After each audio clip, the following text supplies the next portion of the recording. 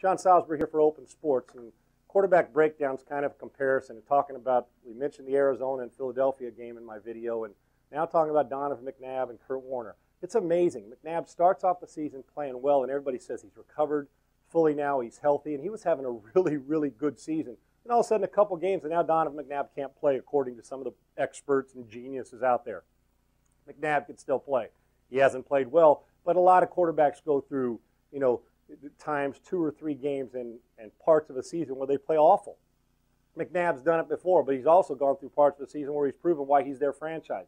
They should keep Andy Reid and McNabb next year. There's no question about it. They're both the reasons why that this franchise has got back to a pretty doggone dominant franchise as far as getting to the playoffs and being consistent during the regular season. Now, people are a little impatient. I didn't agree with how Andy Reid handled Donovan McNabb at halftime last week. They should have had conversation, and Donovan McNabb deserved that respect.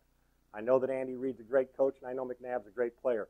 Focusing on McNabb, he'll respond. I believe he'll play well against Arizona, and he'll quiet the critics again because Kevin Cobb's not ready to play, and Donovan McNabb is the Philadelphia Eagles franchise. No matter how you look at it, what he's done since he's been there has been nothing short of magnificent.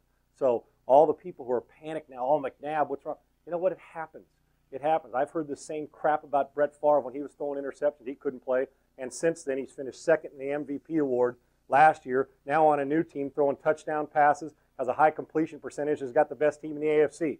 Stop it. Donovan McNabb didn't forget how to play. So it's not like he's going down into the crapper and all of a sudden, now he may not be an Eagle next year. That may depend on the next month of the season. That being said, people will stand in line to get him, as I've mentioned before. So while McNabb's struggling, I wouldn't be too quick to pull the trigger on what kind of bad quarterback he is because he knows how, and maybe Thursday will go a long way into proving that he's still an elite quarterback in this league. Now, on the other hand, Kurt Warner's playing great, and people buried him a couple years ago. Well, he's finally got a better team around him.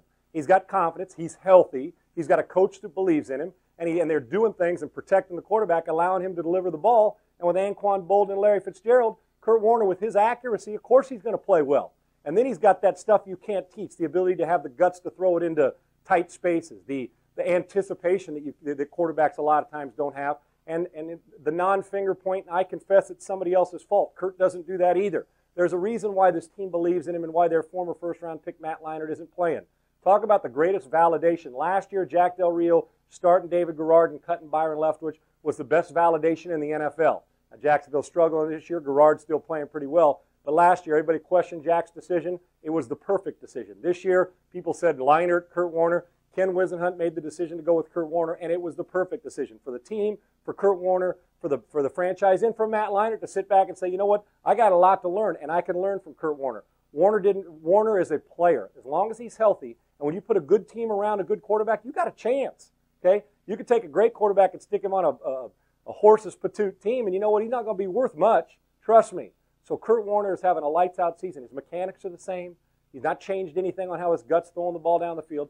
He's on a good team, and he's confident. And remember, if you have accuracy and you have a mental toughness about you, confidence as a quarterback, you got a chance at succeeding even if the play call isn't very good. And Kurt Warner believes, his team believes, and right now, in my opinion, Warner, Drew Brees, Brett Favre, probably in that order, are the 3 MVPs, and you might flip Brees and Favre, and the last month will determine which one of those 3 guys, or if a guy like Adrian Peterson and the Vikings can win a bunch of games the last month, and he goes up and rushes for 1,800 yards, maybe. But right now, those are the guys, and Kurt Warner has proven that he still belongs with the elite quarterbacks, and anybody who doesn't think that he's a Hall of Famer is ignorant, doesn't know football, and you know what, if you're a voter and you don't vote for Kurt Warner, maybe, just maybe, you need to do a little more preparation, a little more studying. And I know that's 5 years down the road. Just giving you a hint now. Kurt Warner's earned it, and all he's doing now is adding exclamation point to his career. The Arizona Cardinals need to extend that contract for big money because Kurt Warner, if this team continues to grow, you want to grow with that guy because he's a great leader. I'm Sean Salisbury. Enjoy your Turkey Day. Happy Thanksgiving, everyone. So you think you can tackle a pro? There's only one way to find out. Click on fantasy at opensports.com.